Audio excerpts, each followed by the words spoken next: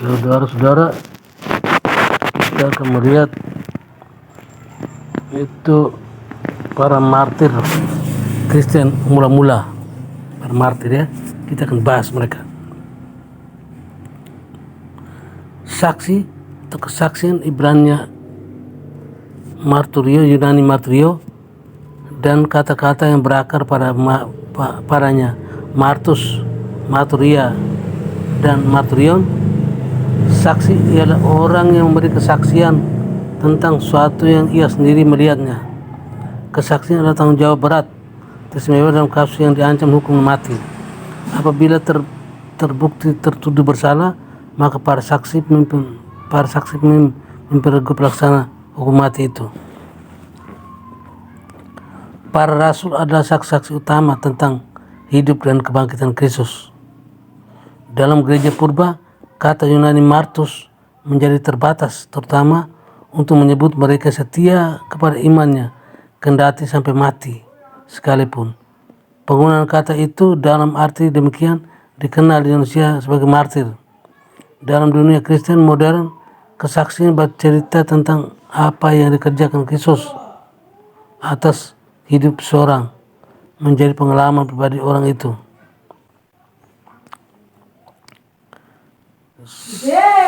Sebagian besar dari kita mungkin telah menikmati keuntungan atau kenyamanan sebagai umat Kristiani, sehingga kita seringkali melupakan orang-orang yang percaya, yang penuh keberanian. Ia sedemikian banyak telah mempertaruhkan hidupnya demi kekristenan. Darah para martir saksi itu telah mengairi ladang, menghasilkan tuaian, dan mempercepat pertumbuhan Kristen di seluruh dunia. Dalam Matius 16:19 dicatat bahwa Yesus memberitahu murid-murid, "Aku akan mendirikan jemaatku dan alam maut tidak akan menguasainya." 3 hal utama yang bisa catat dalam kata-kata Yesus ini. 1. Kristus akan mendirikan jemaat ini di dunia. 2. Jemaatnya akan diserang dengan dahsyat. 3. Tidak satu pun serangan si jahat yang akan menghancurkan jemaatnya. Jika menengok ke belakang sepanjang sejarah gereja, kita bisa melihat bahwa kata-kata Yesus telah digenapi di setiap abad. Sejarah gereja mulai membuktikan firman-Nya. Pertama, tanpa diragukan ada gereja Kristus yang jati dalam dunia ini. Kedua, setiap tingkat pemimpin, keagamaan, dan sekuler beserta bawaan mereka secara terbuka serta dengan penuh kekuatan, penuh dengan segenap sebagai sarana yang licik dan penuh tipu daya dalam tindakan mereka mencela serta menganiaya gereja yang benar itu. Ketiga, gereja telah bertahan dan memegang kesaksian mereka tentang Kristus melalui setiap serangan yang dilakukan terhadapnya. Perjalanan gereja menembus badai yang disebabkan oleh kemarahan dan kebencian yang hebat, sangat mulia untuk dilihat, serta banyak kisah sejarahnya tercatat si karya Allah yang ajaib hanya bagi kemuliaan Kristus, dan pengetahuan tentang pengalaman para martir gereja bisa memberikan dampak yang positif bagi para pembacanya serta memperkuat iman mereka. Orang pertama yang menderita bagi gereja adalah Yesus sendiri, bukan sebagai martir tentu saja, tetapi sebagai inspirasi dan sumber semua kemartiran. Kisah penderitaan dan penyalibannya dikisahkan dalam Alkitab dengan sangat baik, sehingga kita tidak perlu menuliskannya di sini. Cukup dikatakan bahwa kebangkitannya setelah itu mengalahkan niat orang-orang Yahudi dan beri keberanian serta arah yang baru dan menyegarkan bagi murid-muridnya. Dan setelah mereka menerima kuasa Roh Kudus pada hari Pentakosta, mereka selanjutnya dipenuhi dengan keyakinan dan keberanian yang mereka butuhkan untuk memberitakan namanya. Keyakinan dan keberanian mereka yang baru benar-benar membingungkan para pemimpin Yahudi serta mengejutkan semua orang yang mendengarnya. Para martir awal mula-mula itu diantaranya sebagai berikut. 1. Stefanus, orang kedua yang menderita dan mati bagi gereja setelah Stefanus. Gereja adalah Stefanus, yang namanya berarti mahkota. Ia menjadi martir karena memberitakan Injil kepada orang-orang yang telah membunuh Yesus dengan setia. Mereka menjadi begitu marah mendengar hal-hal yang ia katakan kepada mereka, sehingga mereka mendorongnya keluar kota dan melemparnya dengan batu sampai mati. Kemartiran Stefanus terjadi 8 tahun setelah penyaliban Tuannya. Itu berarti kematiannya terjadi pada tahun 35 Masehi, karena sesungguhnya Yesus dianggap lahir pada tahun 6 sebelum Masehi, sekitar 2 tahun sebelum Herodes Agung mati pada tahun 4 sebelum Masehi. Kebencian yang sama terjadi akibat kebencian terhadap Stefanus menyebabkan timbulnya penganiayaan terhadap semua orang yang mengaku percaya kepada Yesus sebagai Mesias. Lukas mencatat, pada waktu itu mulailah penganiayaan yang hebat terhadap jemaat Yerusalem. Mereka semua kecuali rasul-rasul tersebar ke seluruh daerah di Yudea dan Samaria. Sementara itu, sekitar 2.000 orang Kristen menjadi martir, termasuk Nikanor, 1 dari 7 diakon yang diangkat gereja. 2. Yakobus anak Zebedeus dan Salome merupakan kakak Rasul Yohanes. Ia adalah rasul pertama yang menjadi martir dari 12 rasul. Ia dihukum mati sekitar tahun 44 Masehi oleh perintah Raja Herodes Agripa dari Yudea. Kemartirannya menjadi penggenapan dari hal yang diramalkan oleh Yesus tentang ia dan saudaranya Yohanes. Penulis terkenal Clemens Alexandrinus menulis bahwa ketika Yakobus dibawa menuju tempat eksekusinya, keberaniannya yang luar biasa menimbulkan kesan yang mendalam pada satu orang yang menangkapnya, sehingga ia jatuh bertelut di hadapan rasul itu, meminta ampun daripadanya dan mengaku bahwa ia adalah orang Kristen juga. Ia berkata bahwa Yakobus jangan mati sendiri, akibatnya mereka berdua dipenggal kepalanya. Pada saat itu Timon dan Parmenas, 2 dari 7 diakon, dihukum mati, satu di Filipina, lain di Makedonia. 3. Filipus, ia dilahir di Betsaida di Galilea, tepat 10 tahun setelah kematian Yakobus.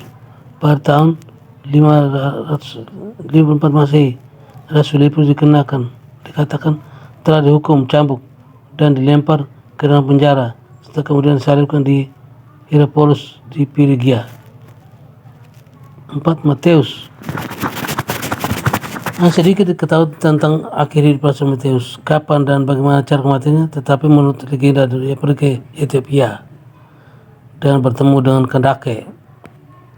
Beberapa tulisan mengatakan bahwa ia diletakkan di tanah dan dipancung kepalanya dengan halberd atau halberd, senjata abad ke-12 ke-16 yang memiliki mata pisau seperti kapak dan ujung logam yang runcing pada ujung batang yang panjang di kota Nadaba, Ethiopia, sekitar tahun 60 Masehi. Berikut Yakobus kecil. Yakobus ini adalah saudara Yesus dan penulis surat Yakobus. Ia tampaknya menjadi pemimpin gereja di Yerusalem. Pada waktu dan cara kematian yang tepat tidak diketahui dengan pasti, meskipun dipercaya itu terjadi pada tahun 666 Masehi. Menurut Profesor Josephus, ahli sejarah Yahudi yang besar Ananias memerintah agar Yakobus dihukum mati dengan dirajam batu. Namun Hegesippus, penulis Kristen awal, mengutip ahli sejarah abad ketiga Eusebius berkata bahwa Yakobus dilempar dari menara Bait Allah. Versi tentang kematian lebih lanjut menyatakan bahwa ia tidak mati setelah dijatuhkan. Jadi kepalanya dipukul dengan pentung yang lebih padat, yang mungkin adalah pentung yang digunakan untuk memukul pakaian atau pentung besi yang digunakan oleh tukang besi. 6. Matias. Disiplin untuk menggantikan tempat Yudas Iskariot. Dipilih untuk menggantikan tempat Yudas Iskariot yang kosong. Hampir tidak ada sesuatu yang diketahui tentangnya. Dikatakan bahwa ia dirajam, batu dilempar di Yerusalem, dan kemudian dipacung. 7. Andreas. Andreas adalah saudara Petrus, Matius. Tradisi mengatakan bahwa ia memberitakan Injil kepada banyak bangsa Asia dan menjadi martir di Edesa dengan disalib pada kayu salib buntu X, yang kemudian dikenal sebagai salib Santo Andreas. 8. Markus. Sedikit hal yang diketahui tentang Markus, kecuali hal yang tertulis dalam perjanjian baru tentangnya. Setelah Paulus menyebutnya dalam 2 Timotius 4:11, ia menghilang dari pandangan.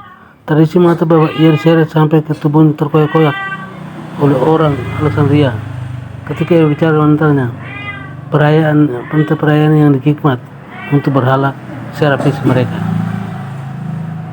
9. Petrus. Satu-satunya kisah yang kita miliki tentangnya, kematian Petrus, berasal dari penulis kisah awal, Hegesippus. Kisahnya mencakup penampakannya yang kisah ajaib. Ketika Petrus sudah tua, Nero merencanakan untuk menghukum mati Petrus. Ketika murid-murid mendengarnya, mereka memohon kepada Petrus untuk melarikan diri dari kota itu yang dia ke Roma, dan ia melakukannya. Namun ketika ia sampai di pintu gerbang kota, ia melihat Kristus yang berjalan ke arahnya. Petrus menjatuhkan diri berlutut dan berkata, "Tuhan, engkau mau kemana?" Kristus menjawab, "Saya datang untuk disalibkan lagi." Melaluinya Petrus tahu ini waktu untuk menderita dan mati bagi Yesus dan memuliakan Allah. Jadi ia kembali ke kota. Setelah ditangkap dan dibawa ke tempat kematian menurut Santo Jerome, ia minta agar disalibkan dengan posisi terbalik karena ia memandang dirinya tidak layak untuk disalibkan dengan posisi yang sama dengan tuannya. 10. Paulus. Rasul Paulus dipenjarakan di kota Roma pada tahun 661 Masehi, dan ia menulis surat-surat dari penjara, surat Efesus, surat Filipi, surat Kolose. Pemenjaraannya berakhir sekitar 3 tahun kemudian pada saat Roma dibakar, yang terjadi pada bulan Mei tahun 64 Masehi. Serta selama kebebasannya yang singkat, Paulus mungkin telah mengunjungi Eropa Barat dan Timur, Asia Kecil. Ia menulis surat kiriman kepada Timotius dan surat kepada Titus. Semula Nero disalahkan karena ia mewakili kota Roma. Jadi untuk mengalihkan tuduhan itu darinya, ia menyalahkan orang-orang Kristen. Akibatnya penganiayaan yang kejam mulai berkobar terhadap mereka pada masa itu. Paulus ditangkap dan dimasukkan ke dalam penjara Roma. Sementara berada di dalam penjara untuk kedua kalinya, ia menulis surat kepada Timotius. Itu adalah surat akhirnya. Tidak lama sesudahnya ia diputuskan bersalah karena melakukan kejahatan melawan kaisar dan dihukum mati. Ia dibawa ke tiang eksekusi dan dipancung. Hal itu terjadi pada 56 Masehi, tepat 4 tahun sebelum Yerusalem mati. 11. Yudas. Ia adalah saudara Yakobus. Ia disalibkan di Edesa, kota kuno Mesopotamia, sekitar 72 Masehi. 12. Bartolomeus.